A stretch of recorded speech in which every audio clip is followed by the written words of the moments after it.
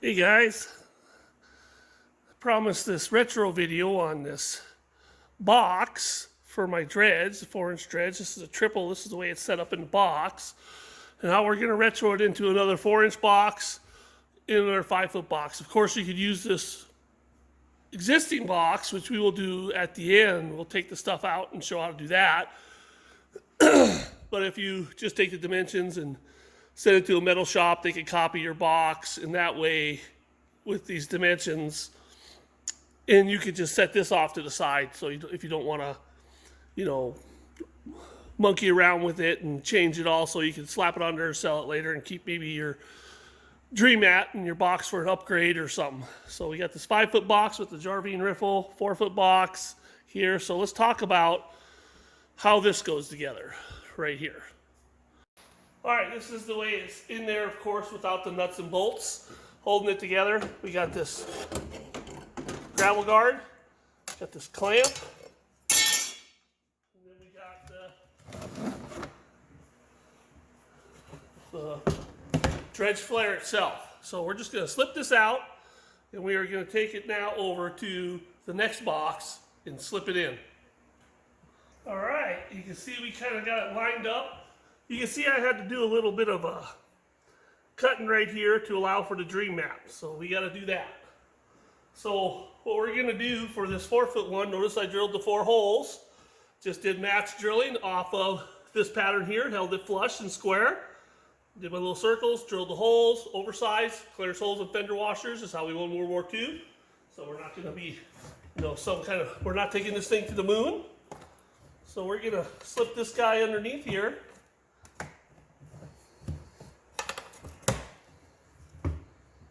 Line up the back. And then this angle piece will go down below, underneath, and we will pass up basically on the sides from underneath. We will pass up a bolt, and then we'll go through. We'll put our clamp in, and through here, clamping this in here right now.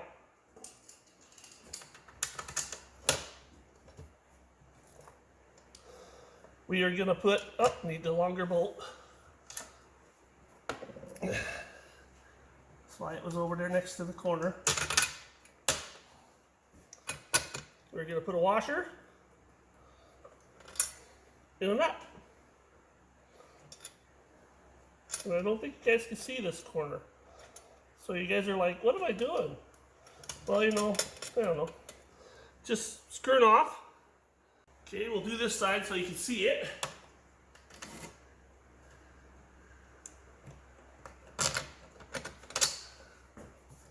Shove that baby up through there. Put a washer on her. Put a nut on it. Still can't see it because my arm is in the way, I bet. Still loosely put this on here to get the concept going. All right. Okay, you see I got the wing nut on this corner. One of the things you're going to want to do, because this bolt goes up and is up against the angler that's on the bottom. Right here. You're going to want to put some epoxy or metal bonder, JB Weld or something, around a bead of that around the base of this. So when you stick this on here and you clamp this down for the first time, you are allowing your fasteners to stay so they don't fall out if the wing nut comes off down into the creek. So that's going to hold those in place, those 4 fasteners. So when you get these guys in here, I'm going to push this up through the bottom.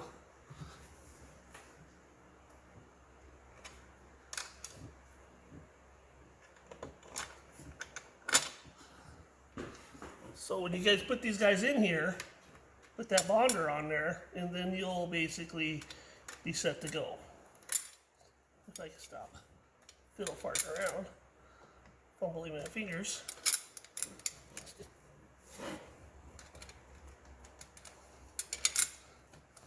I'm not left-handed.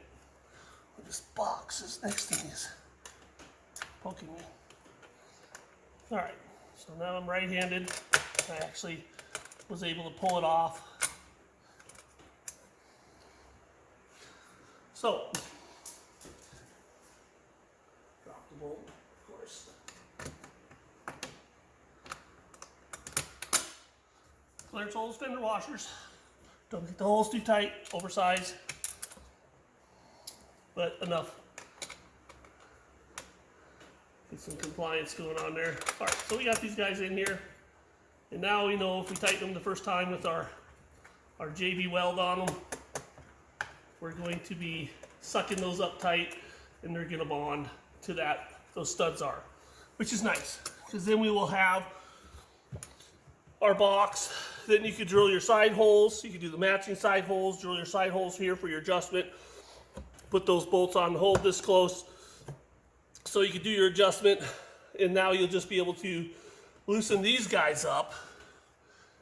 And you could use a little longer screw if you're worried about the wing nut coming off. And then you can lift this up and slide the mat out. So this is your 4-foot box, just a dream. Of course, if you want to put this in, you can. So basically you got your gravel guard, which may act like a jar bean riffle somewhat, except for it's pretty open. And actually, this would work pretty good because you can get it high enough and it lands just right on these, luckily. So you basically are able to get a more protected area here, capture some more fines, roll off your bigger stuff. So this would be basically a good fit for the 4-inch box. This would be a good retro. And you could retro it like this in the other box, except for, because of it's a 3-stage, it's got this thing, and you just need to make a flat plate to set the mat on and basically do the same thing. All right, cool, let's go to the next box. All right, here's the last box. We got our holes drilled in the bottom. We're gonna mount our plate up underneath for this pins into your dredge. So you can see we're gonna slide this guy forward. So our holes line up. There we go. We're going to scavenge this piece that is in there on the original one. We're going to pass our bolts through those. This is what the jar bean riffle is going to slide underneath. And we are going to throw our screws up through here.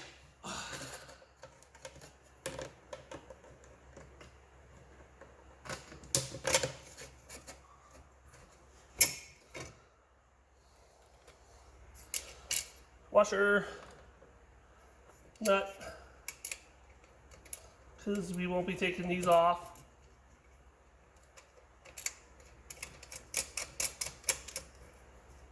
These will be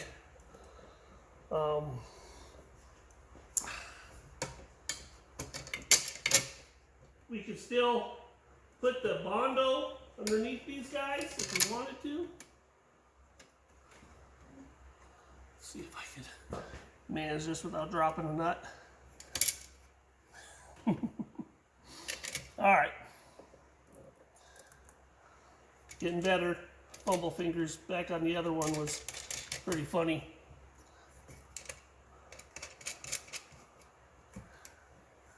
Got a washer in the cell. There we go.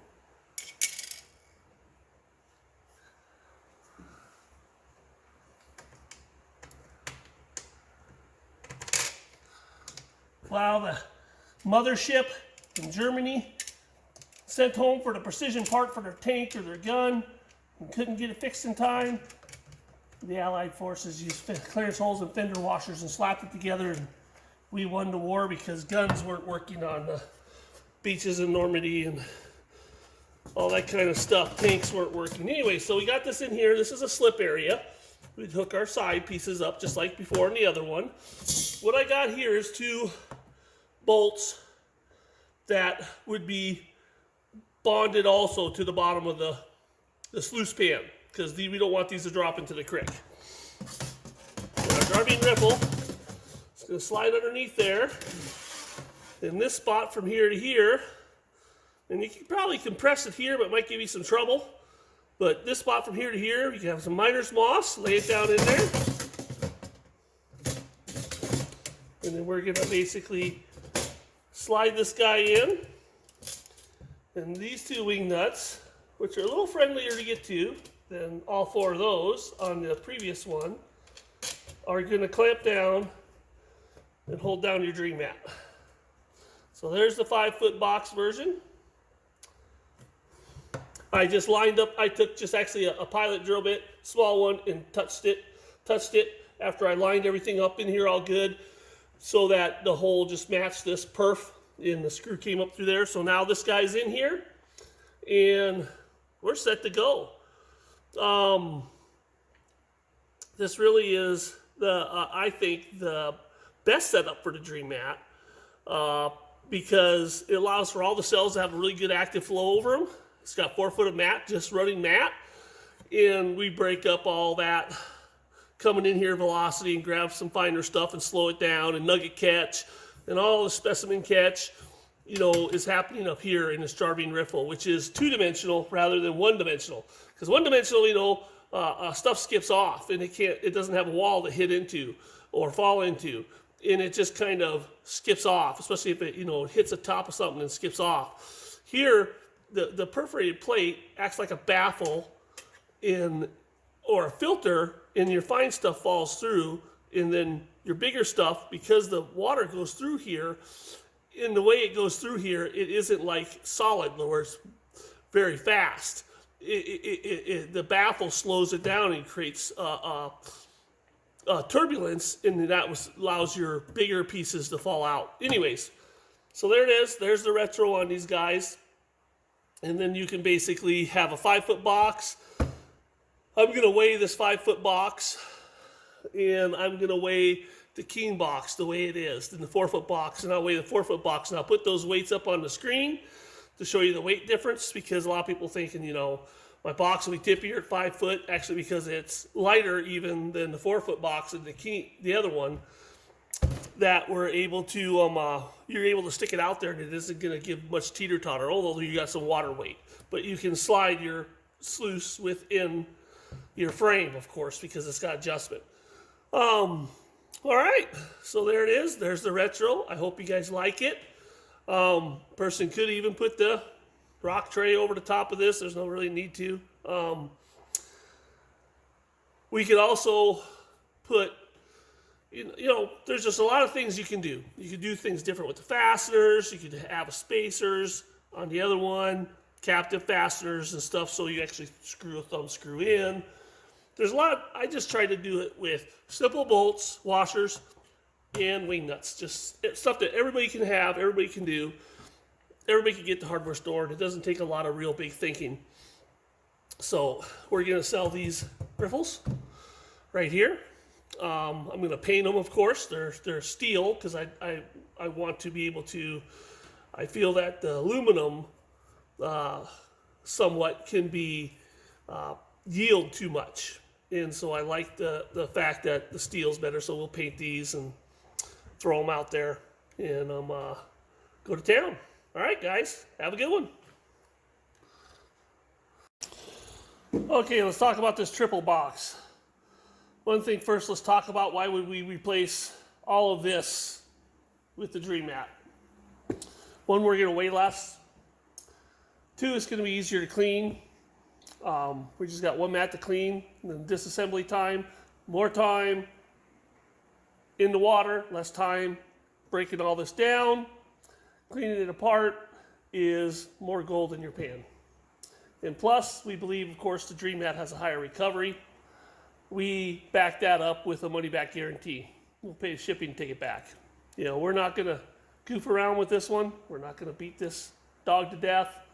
We're going to do some testing later on that's going to show people that what we think the recovery rate is different in a same test environment, but we'll get to that one another day. All right, so now let's time ourselves. I'm going to stop the camera, start the camera, and I'm going to time ourselves doing basically a takedown of this box. All right, first we're going to take our, if it was in there, we would take this out. If it was hooked to the flare, take out our rock plate screen that allows for the material to go in the under and classify what left over this part here that it skips off.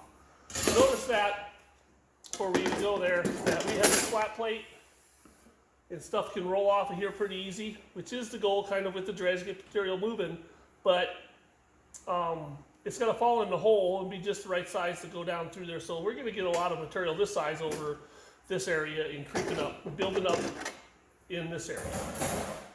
But I don't have to tell you guys who are out there dredging who see this because you know what's going on. All right, we're going to lift this guy up. And they would basically pull the expanded metal. Don't point it because all your crap flies off. Rinse this off in a bucket or something, get the few pieces off of there. And the person's going to roll with the bucket underneath, of course, your cleanup bucket below this. We're going to slide our mat into our cleanup bucket. We're going to swish it off. All right, so now that's our deal. Now it's not possibly going to happen in this order because most people are going to go looking in the nugget trap. We're going to pull this out, swish this off. Now we got our under that we basically need to pick up the riffles. It's kind of stuck to the carpet, rusted to it. And swish this off. Slide our carpet into our bucket, rinse it off. Our little rubber fine gold little indicator, rinse that off. All right, so this thing stays attached. We'll go around to the other side here. This is what most people probably do first because they want to see the nuggets up front. Pull this guy off. We're going to go switch this in our bucket that's below that we're doing our cleanup on. We're going to take our miner's moss in our carpet out. And we're going to switch that off in there and do a power check, which most people would call it. See what kind of is going on in the big world, the big dog stuff. All right, so then we got this box left over. And this is what we're going to do the retro on. But we're going to stop the deal because of the clock on the cleanup. All right, now we're going to talk about this box, of course, putting the dream at it. First thing we're doing is we're going to take this out. We're not going to talk about that for the sake of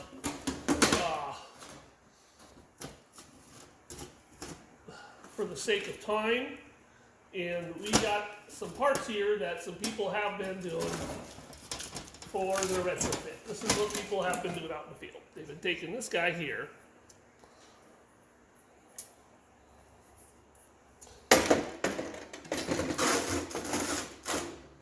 And they've been setting it in here to provide basically, you know, a flat surface. They're flattening this out. And they're providing more of a flat surface for the mat to set on. And then they're using, of course, the clamp up above, which we showed you guys earlier when we did our retro earlier. Our clamp up above to hold the dream mat in. So, and this allows you to put your rock guard over the top of the dream mat, just like the second box we talked about.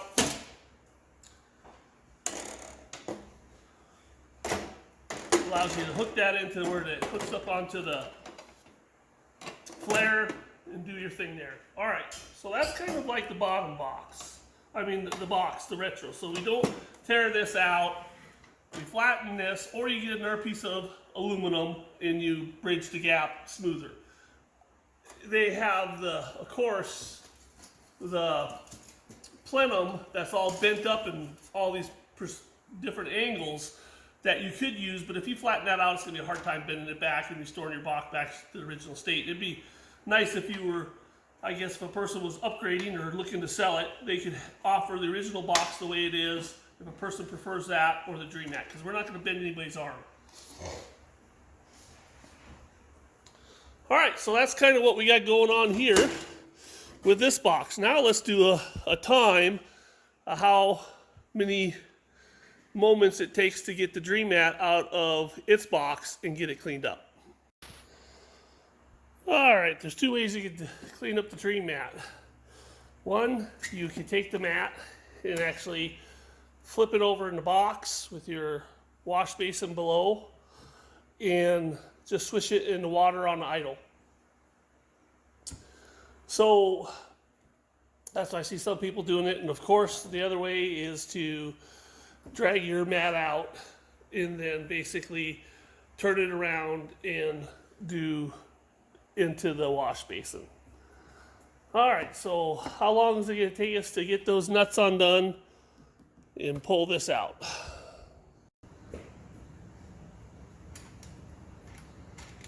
Loosen these guys.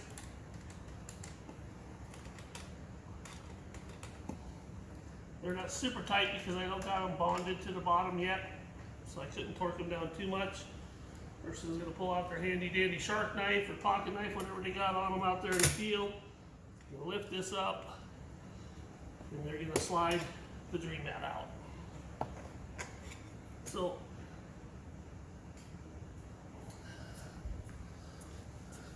that out, like I said, the person's either going to lift the mat out, flip it over in the box, give it the swish. Someone will be up there holding that. You reach over there. If you're by yourself, most likely you will, because it would take two people to do that. You're going to pull your mat out. And then, of course, you're going to, over your tub pan, you're going to do this number, swish it out, be done. All this dirt that's in here is from setting the other stuff in here that was supposedly been cleaned out, but obviously that's not the case. Carpet and moss are never clean. They always have residual until the day they die. So mat's in. We're going to tighten these guys down.